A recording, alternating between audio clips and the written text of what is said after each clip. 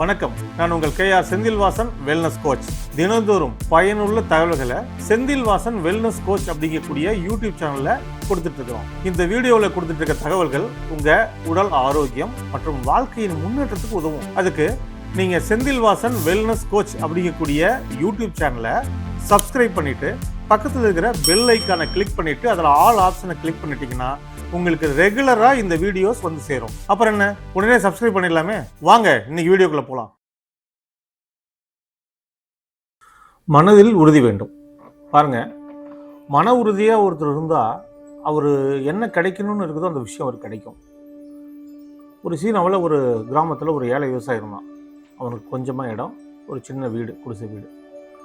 அதில் தங்கி அவங்க கணவன் மனைவி இருக்காங்க. விவசாயம் பண்ணி வாழ்வு நடத்திட்டு இருக்காங்க.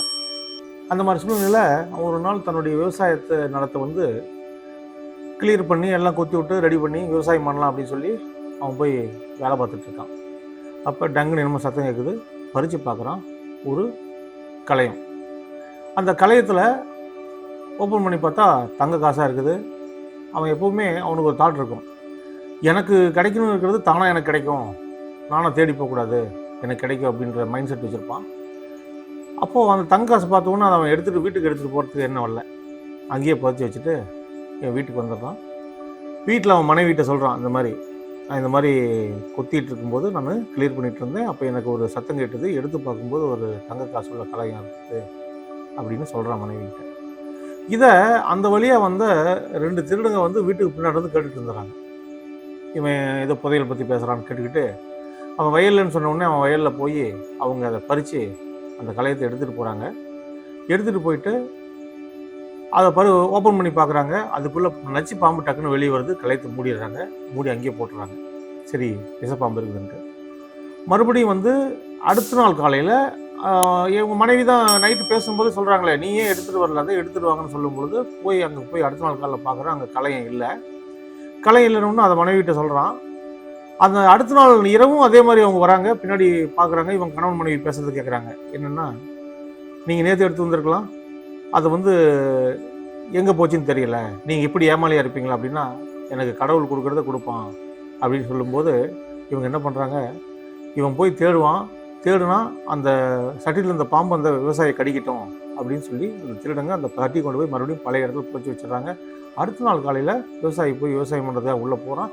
அந்த இடத்துல பார்க்குறான், அங்கே அந்த சட்டி இருக்குது. அந்த சட்டி அந்த இடத்துல இருக்குது.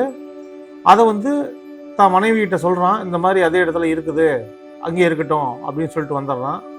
அதுக்கப்புறம் பார்த்தா அன்னைக்கு இரவும் நைட்டு இவங்க பேசிகிட்டு இருக்காங்க. என்ன பேசுகிறாங்கன்னா, அவள் அன்னைக்கு திட்டுறா, நீங்கள் என்ன இப்படியே விவரம்லாம் இருக்கீங்க, நீங்கள் கிடைச்சிருக்குது, அந்த பொருள் அங்கேயே இருக்குது, அதை எடுத்துகிட்டு வரலாமில்ல அப்படின்னு சொல்லி பேசும்பொழுது, இல்லை நமக்கு வேண்டியது நமக்கு வரும், நான் எடுக்க மாட்டேன் அப்படின்னு சொல்கிறான். அப்போ அந்த திருடங்க என்ன நினைக்கிறாங்க, அவன் போய் எடுத்தாலாவது பாம்பு கடிச்சு செத்து போயிடுவான்னு பார்த்தோம், அவன் எடுக்க மாட்டேங்கிறான், நம்ம கொண்டு அவன் வீட்டு வாசலில் வச்சிடலாம் அப்படின்னு சொல்லி அதை போய் அந்த சட்டி கொண்டு திண்ணை மேலே வச்சிடுறாங்க. அந்த திண்ணையில் வச்சுட்டு அவங்க திருடன் போயிடுறாங்க.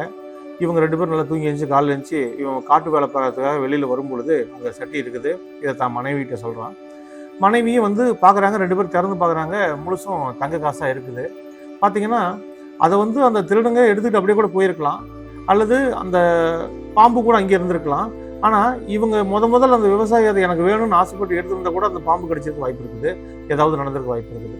ஆனால் இப்போது இந்த கடவுள் அந்த பொருளை அவனுக்கு கொடுக்கணும் அப்படின்னு நினச்சது ஒன்று. 2வது, இவன் எனக்கு கிடைக்க வேண்டிய விஷயம் எனக்கு கண்டிப்பாக கிடைக்கணும் மன உறுதியோடு இருந்ததுனால அந்த பிரபஞ்ச விதி இவனுடைய நேர்மைக்காகவே அந்த பொருளை அவனுக்கே கொடுக்க வச்சது. அதனால் நீங்கள் எப்பவுமே எதுக்குமே அடுத்தவங்களுடைய பொருளுக்கோ அடுத்தவங்களோட விஷயத்துக்கோ ஆசைப்படாமல் நீங்கள் உங்கள் உழைப்பை பிரதிபலன் எதிர்பார்க்காம போட்டிங்கன்னா உங்களுக்கு கிடைக்க வேண்டிய விஷயம் சரியான நேரத்தில் உங்களுக்கு கிடைக்காதுங்கிறதுல எந்த மாற்று கருத்தில். பாருங்கள், உங்கள் லைஃப்பில் நீங்கள் எப்படி இருக்கீங்கன்னு பாருங்கள்.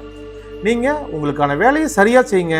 மற்றவங்களுக்கு ஏமாற்றணும், மற்ற விஷயங்கள் எதுவும் பாகுபாடு இல்லாமல் செஞ்சுங்கன்னா உங்களுக்கான விளைவுகள் சூப்பராக இருக்கும்.